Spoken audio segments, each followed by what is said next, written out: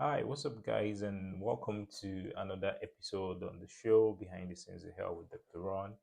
If you're new here, my name is Dr. Ron, and I talk about everything healthcare. I talk about health tech. I talk about how to transition from clinical medicine and all of that. So, if that's the content you've signed up for, please hit the subscribe button. And yeah, and to my returning viewers, listeners, subscribers, thank you guys for sticking around and always liking, sharing my video, keeping the ministry moving to the permanent side, really. So, on today's episode, I'll be answering a couple of questions I got through emails, through my DMs on Twitter, about different health tech issues, really. So, I just thought I make a video to answer some of those questions. So without wasting time, maybe your question is one of those that are here. So you might just want to stick around to the end to see if yours is one of the ones I'm going to be answering today. So the first question is, let me have a look. Yeah, it says, have you ever regretted health tech? Hmm, interesting question, really. Have I ever regretted health tech? No, I've not really, because I mean, it feels like it's a whole new world entirely, which I'm still discovering, really. But the beauty of it is the flexibility and the ability to work from home. I mean, some days in office, some days you're home, and for some persons or a couple of colleagues too, it's fully remote. So, and nothing really beats that, really. So, regretting health tech, no, hell no. I'm not sure I've had any regrets yet. Then the next question is, let's see. Yep. So he said, what advice would you give someone that is not sure if they want to do clinical medicine? Another good question. What advice? Well, first of all, I mean, if you're not sure, that means probably you haven't weighed the odds and all of that. And again, there is a caveat to that, meaning, have you practiced or are you already practicing, right? That's a different scenario entirely from somebody who's just coming out of med school and wants to transition quickly. I don't have any issues with anybody trying to transition, coming out fresh from med school and you dive head on into tech. That's perfectly fine. But from my own experience, I usually say you want to practice, even if it's 1 or 2 years, understand how healthcare works, because that knowledge and understanding gives you the ability to think in a system direction, really. And down the line, it really comes in handy because there are a lot of skills you're going to pick in the clinic. You're going to pick working with consultants, senior registrars, junior registrars, and all of that. And it's not something you learn in school or you buy in market. So it's very important you practice for 1 or 2 years before you start making your transition into health tech. I'm not saying that you can't just move straight away. So if you're not sure you want to do clinical medicine, I would say, I mean, you know, do a couple of years in clinical medicine before you now come into the tech part of things. So by the time you've tested both worlds, you now decide, okay, maybe I'm doing this or I'm doing that. So that's what I would say. Even if you're not sure, please just have a taste of medicine before you move over to health tech. So the next question is, let me see. So is there any master's course that you think will be good enough for health tech? Well, honestly, there are a lot of questions. A lot of courses one can do for health tech in terms of MSc, right? Myself, I studied health informatics, MSc. I've got a couple of colleagues who are studying MSc digital health, then there are other courses too. There is MSc health data science. I think I had an interview session with Dr. Lulu the other day. You might want to check it out on my channel in the live section of the channel. I had an interview. He's a health data scientist, so he studied MSc health data science at Swansea University. And there is a MSc artificial intelligence. There is MSc, I think, machine learning. There's MSc Internet of Things, data analytics. So these are all some of the courses you might want to consider if you're looking to get into health tech, right? So, but again, aside that, there are also a couple of certifications. You could audit some courses on Coursera, and just to generally get a feel of it. But aside the, what do you call it now, the courses part, I think for me, I tend to lean towards the experience part, a practical understanding of how things work. For example, you work in a hospital that uses electronic systems or electronic health records, right? You get interested. Okay, how does this thing work? How does information move? I send an email or I send patient request or something, it goes to this place. And I think those are some of the things that really come in handy. I mean, it's not just the theoretical knowledge. I've had, or I know hospitals that actually build their own EMRs in Nigeria from the ground up. And so, if you're a doctor and working in that kind of facility, you might just want to ask the dev guys, okay, what are you guys really doing? How does this work? What this? So you really don't need to get into the nitty gritty, but you understand to a reasonable extent what they are doing and how they are doing it. That's what counts. You have people who do who are into quality improvement, QA, QI, things like that. And again, it's not rocket science. So if you're working in a hospital, you probably want to look at, okay, what are the issues around quality or safety?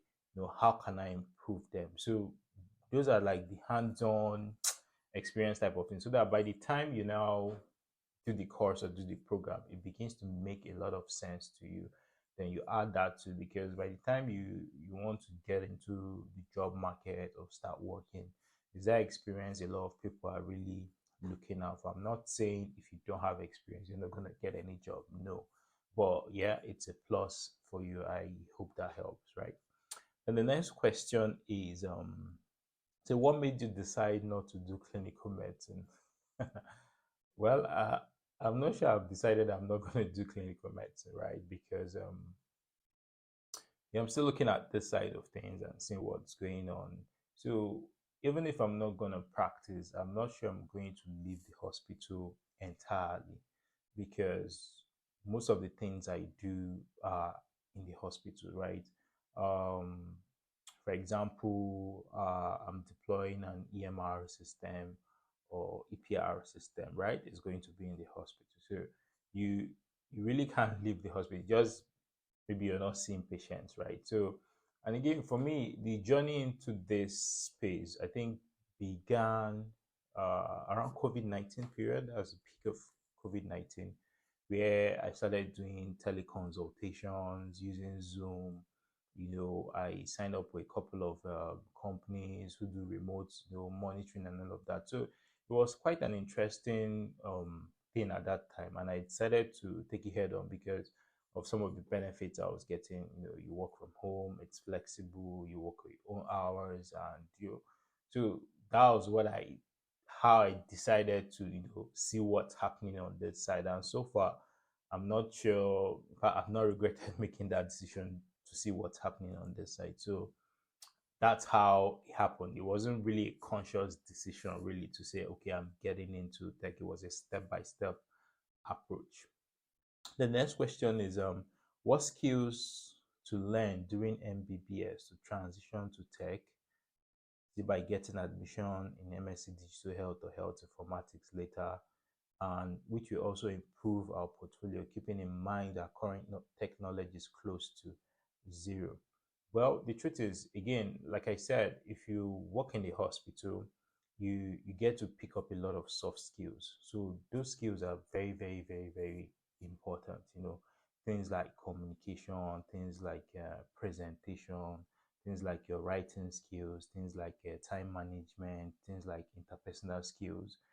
Those soft skills is not what they teach you; it's what you learn on the job. And the beauty of it is they are all transferable to move you into the tech space. So basically, you now worry about the technical knowledge and all of that. So if it's the skills, yeah, the key things that I think really the transferable skills, the soft skills. So you pick them during your time in the practice. Yeah.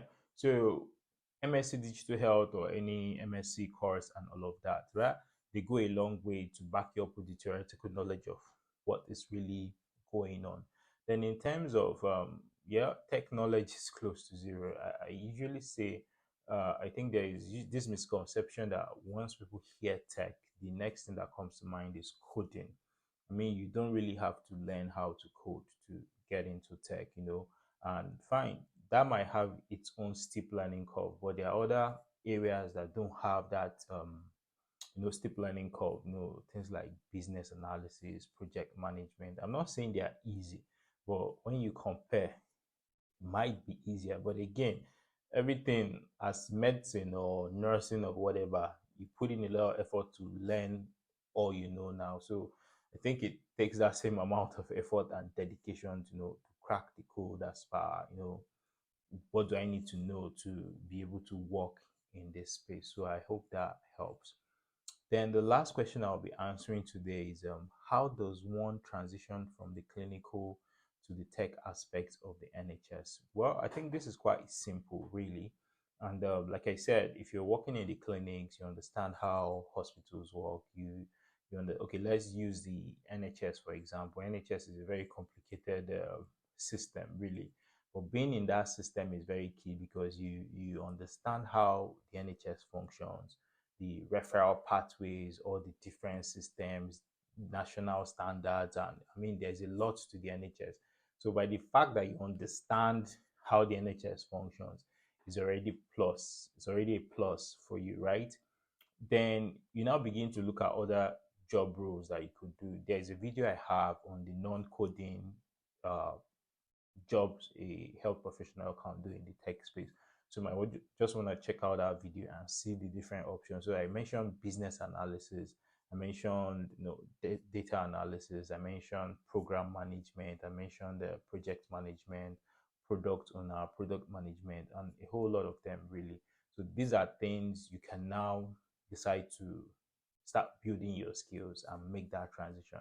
For example, you can say you can do a course in project management or intern somewhere. I know there are companies that actually train you, you pay them, they train you, put you on internship, so you get to manage a project from end to end.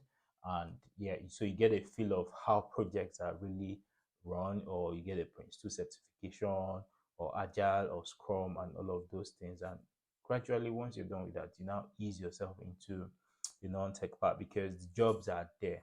Really, the tech jobs are there. A lot of project manager roles. I'll probably make a video about the maybe the hottest jobs, tech jobs in the UK at the moment. So I know project management is top on the list because there are a lot of health IT projects going on because the government mandates to for everybody to be on EMR systems. I mean, because the UK is somewhat lagging behind, so everybody has to come out to speed in terms of EPR systems and digital health and all of that. So projects left, right, and center, both short term, long term, currently going on. So yeah, that's really how you can transition. I've got a couple of videos on my channel, talking you through how to write your supporting statements, your interviews, what to expect during the interviews, and all of that. So you might just want to still, look around my channel and watch those videos. And if you've got any questions, please pop them in the comment section. I'm always happy to,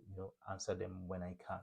Right. So those are the questions I have for this week. So if you still got more questions, please pop them in the comment section, or you can send me a Twitter DM or send me an email. I'm happy to always do another video to clarify on some of these issues and, hopefully make your transition into health tech a very smooth one. So don't forget to subscribe to the channel. Don't forget to share the video. Don't forget to like the video so that YouTube can also push the video to other persons.